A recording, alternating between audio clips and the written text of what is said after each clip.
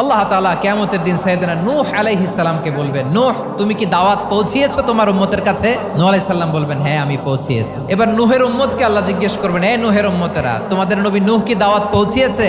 নূহের উম্মত বলবে, না আল্লাহ, কোনো দাওয়াতও আমরা পাই নাই, আপনারাও চিনি নাই, জান্নাতও চিনি নাই, জাহান্নামও চিনি নাই। নূহ আলাইহিস সালাম বিপদে পড়ে যাবেন। তখন আল্লাহ বলবেন, নূহ তোমার পক্ষে কোনো সাক্ষী আছে? নূহ আলাইহিস সালাম বলবেন, আছে। কে?